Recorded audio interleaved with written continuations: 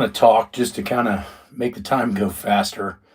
Apologize for it being so dark in here. It's in my basement, and I kind of keep the lights moderately low in here to where it's just not kind of too bright or too screwed up. But hope you guys had a great week. It's my first week back to work.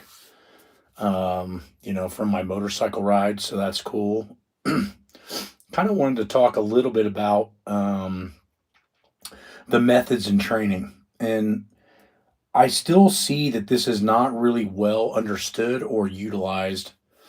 And want to make sure that the people that are following me understand the different methods and what they're used for. So, the maximal effort method is a method of weights above 90%, which is very crucial to understand because people think max effort, they think they have to go as heavy as they possibly can. You got to go as hard as you need to stimulate maximal effort growth, which is somewhere between 90 and 92, 94%. Usually that's because that is called a TFM, which is called a technical force maximum. So that means it's a weight that you can maintain optimal technique with. So CFM is competitive force maximums, and those are usually only done in very distinct parts of an annual cycle, meaning that when you're doing maximal effort, 95% of your maximal effort work needs to be based in the TFM and not the CFM. And so people get that confused a lot. So people ask, well, Matt, my major goal is not to be the strongest guy in the world. What do I need to be doing max effort work for? Well, there's a handful of things. One, your strength reserve is kind of your capacity for not only power output, but rate of force as well. This means that if you want to be quick, that strength training is huge, especially maximal effort training. Because if you look at the data on maximal effort training, what you'll find is that max effort training is mostly neurological, meaning that both internal and external motor unit coordination is enhanced with maximal effort training. What's going on, Igor? Sorry, it's hard for me to read this stuff in the dark, guys. Beno, Benovember. What's going on, man? Yeah, I appreciate you guys watching this stuff. It's amazing that for some reason YouTube Live I get more people interacting than I do when I go live on Instagram, which in my opinion Instagram's kind of just is a waste. But you guys got to get easier names to read. I can't even understand what this one says. Kokun. What's going on, guys? So yeah, so the maximal effort method is important because it's internal and external motor unit coordination. That's your biggest understanding for maximal effort work. So when people ask, well, why do I need to be strong maximally? It's because the coordination that you achieve in maximal training is nearly second to none. So yeah, I'm almost get to the point where I just don't even really care about Instagram anymore. People seem to have insanely inflated numbers on there. We saw last year when my 500,000 follower account crashed because Instagram busted my balls because I posted a fat dude eating shit all over him and basically called me out for fat shaming, and then I protested it and they canceled my channel. We didn't lose any sales on the website, and I'm just like, at first I was panicked because I'm like, man, how many sales am I actually getting through wenningstrength.com from Instagram? And I found out probably less than 1%. So let's go back to what I was kind of talking about because I can get on some rants on that shit. But maximal effort work is insanely important because it dictates a lot of things. So it should be representing around 33% of your training. The next method is the dynamic effort method. The dynamic effort method is utilizing submaximal weights under high rates of force or maximal intent. So I have played with max or dynamic effort work for many years. And, when Louis first taught us the dynamic effort method back in the late 90s, or at least when I found out about it in the late 90s, not only through Louis, but through my professors that were adjunct professors with Dr. Zadziorski.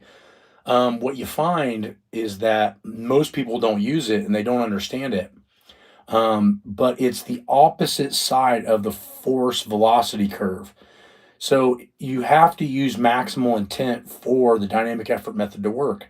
Now, everybody has their own ideas on percentages. So if you look at Dr. Fred Hatfield, he talks somewhere around 70 something percent. Um, Now you talk at Louis, it's around 50 to 60%. He based that off A.S. Prilipin's chart, but you have to be careful because those are Olympic movements that even in maximum are still very explosive. I started to fluctuate towards the 30 to 40% range because what I noticed is that it made my maximal effort lifts go up. So again, the dynamic effort method is optimal when the next 72 hours you do the maximal effort method and you actually get better. If you actually get worse, and you have to measure it over a period of months, maybe even a year, you can't just be like, oh, I fucking, my dynamic work screwed me up on Wednesday, so Sundays is all messed up. I stopped doing dynamic work.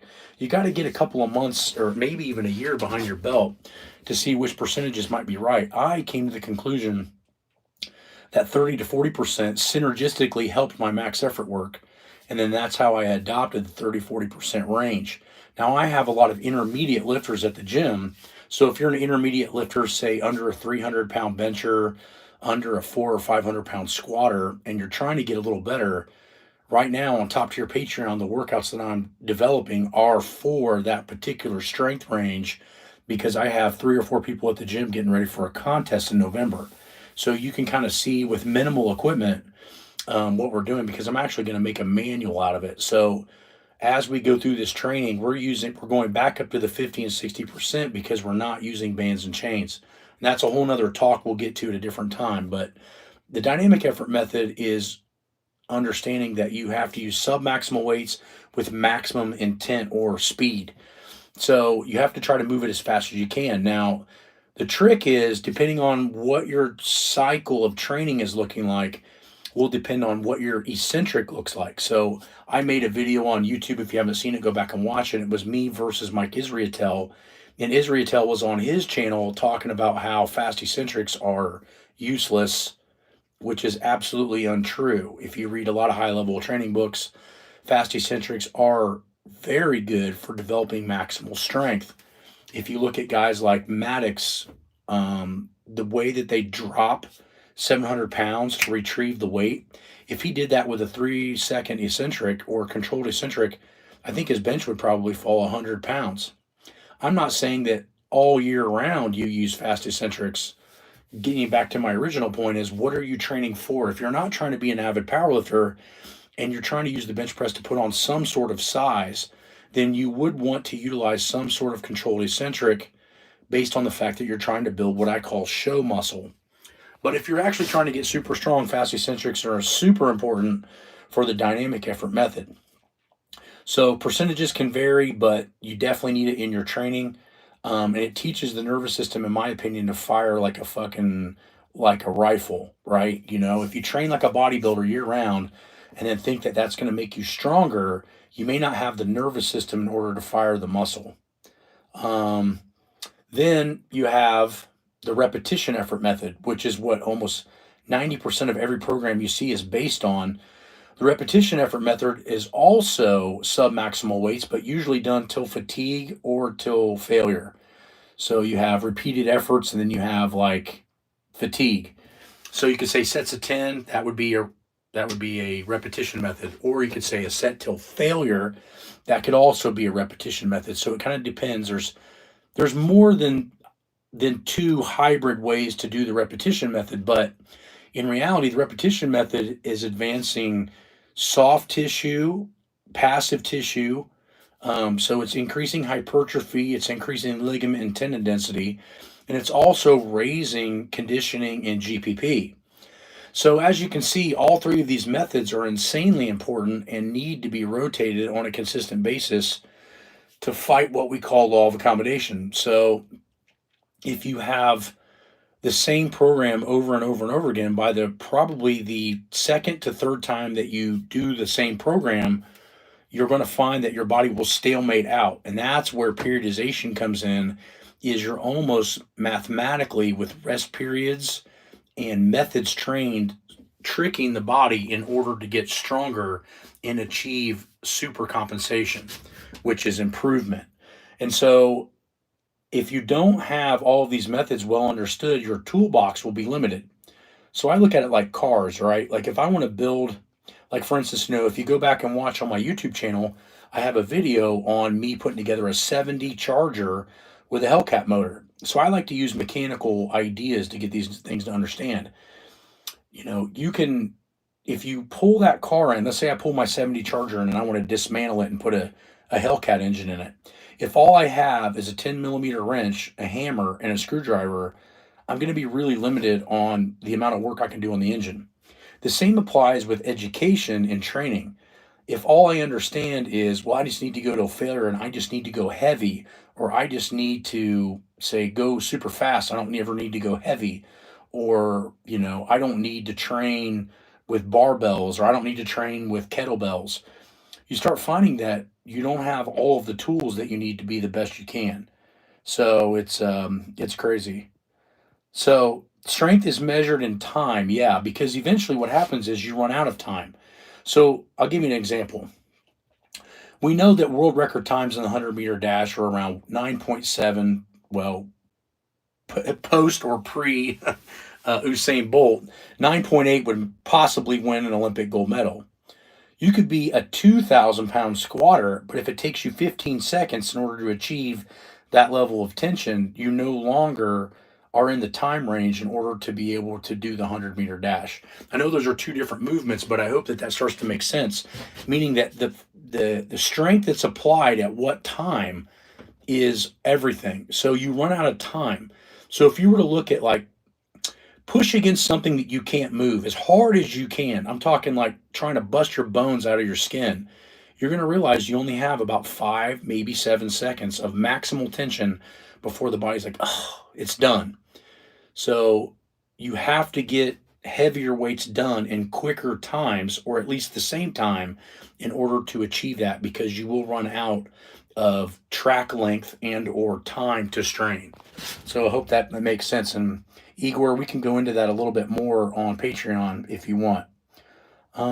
When should I deload? Well, if you're following the top tier Patreon workouts, we build in the deloads automatically. But the Russians and the East Germans and the Bulgarians talk about at least a deload a month. And the deload can last anywhere from 2 to 5 days. And that is for restoration of soft tissue and neurological strain. So the problem is that, yeah, you can train without deloads, but eventually you'll burn out so bad that you'll either quit working out, or you'll start to develop small pull or nagging injuries, or a big injury where it'll make you stop training. So deloading has to be structured, but you have to also know when to put it in. So if you have more questions on the deloading, holler at me on Patreon. I'll try to help you as much as I can. Deloads are definitely key for sure. I heard Louis doesn't plan his max effort work. I don't know. I honestly stopped following Louis' shit about 2007. He got to a certain age and a certain kind of disgruntledness where a lot of his shit didn't make sense. I think the guys like me and a handful of others like Vogelpool and Halbert were probably around Louis at his smartest timeline, which I would say be between 1990 and like 2003. I think after that point, he kind of was set in his ways and stopped learning as much as he thought he knew. And I think he thought he knew more or enough to do whatever he wanted to do, and kind of stopped the learning process. And it's odd because, like I will read probably about an hour a day. I remember when I was 22, 23, I had a really good professor named Dr. Newton, and he told me, Matt, if you read an area that you want to understand an hour a day for a couple of years, you'll be a master in that area. And he was right, but it took me like 25 years, right? So the point is that never realize or never think that you know everything, because I don't even know everything. And I've got a doctorate and I've got world records, and I've been doing this a long time with no injuries, and I'm still looking for better ways to train and better ways to get better. Now I have a skeleton of ideas of what I think works, and I'm pretty rigid to those, but I'm still looking and learning and polishing those areas. And I think that all of you guys could do the same.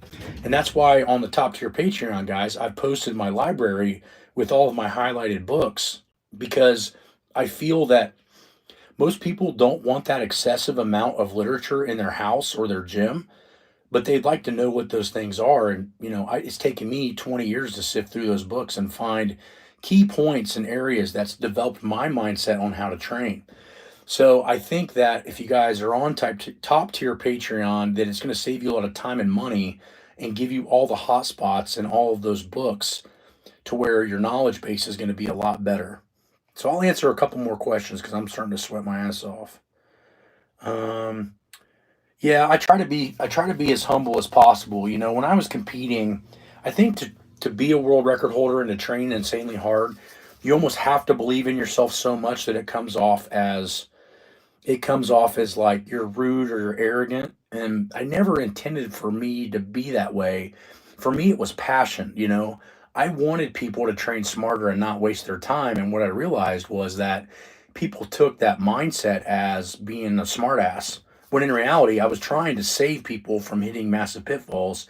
And then you realize that you can't fix people if they don't want to learn. So instead of them looking at you and your accomplishments as, wow, this guy is somebody I could look up to, they're like, oh, screw that guy. He's just arrogant and thinks he knows everything. I don't know everything, but I study a lot and I try to bring the information to the people that really care as much as I can. Um, so let's see. Nope, no kids. Am I a throat goat? What the fuck is that? You guys are some of you fuckers on this live shit are ridiculous. Um, the books are gold. Yeah, the books are definitely awesome. Um,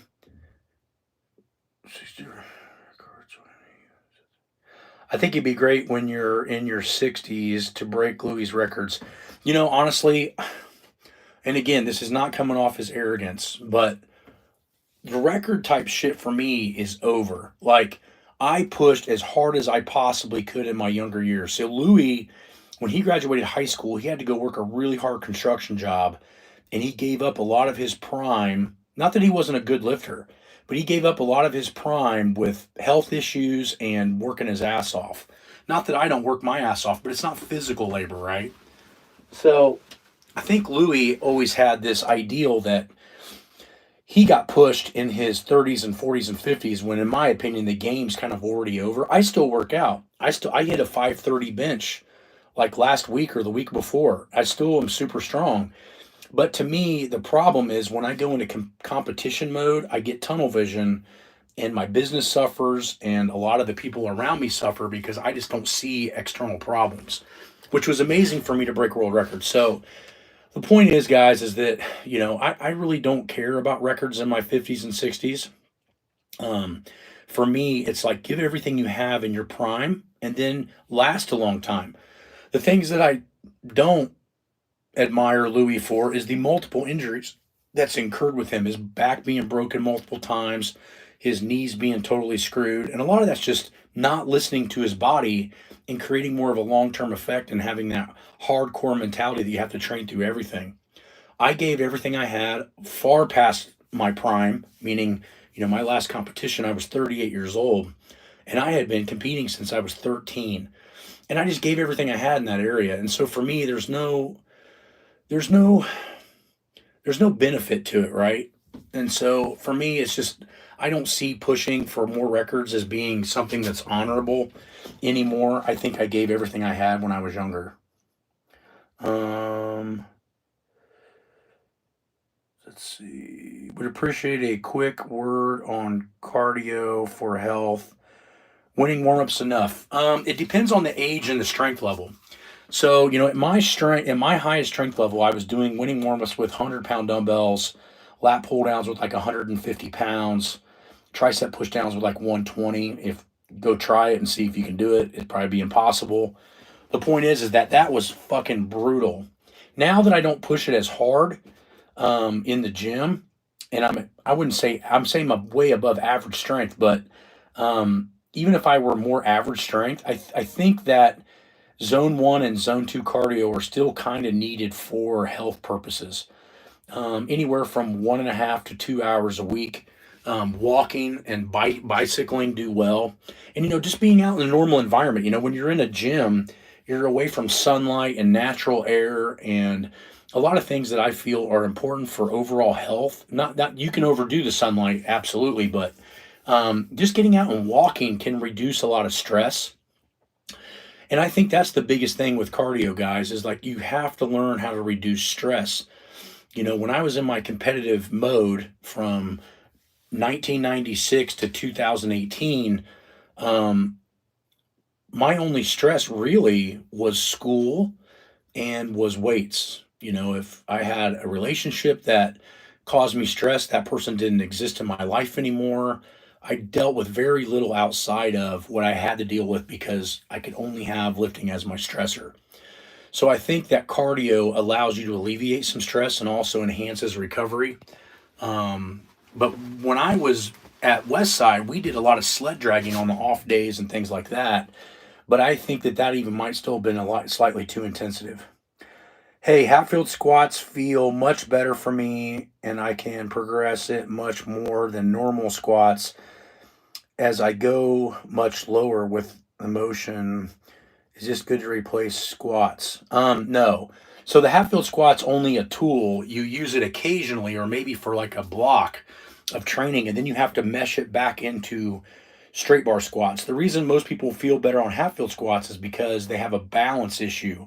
So a lot of times that tells me that their core is weak because their hands create an extra support mechanism for that.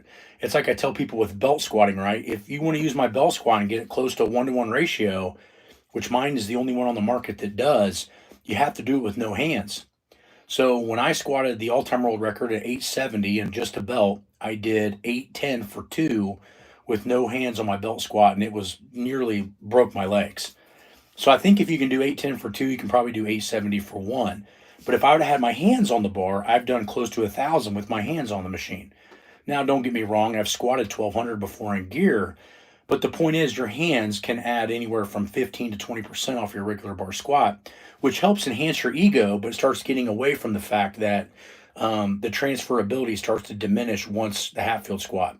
So I never really Hatfield squatted a lot more than like a normal squat. My best Hatfield squat was somewhere around 910, and my best squat with the bar was 870. So hopefully that helps. I'm super appreciative you guys are listening to the Patreon or the YouTube live channel. I really appreciate you guys' support on Patreon for more in-depth questions and help.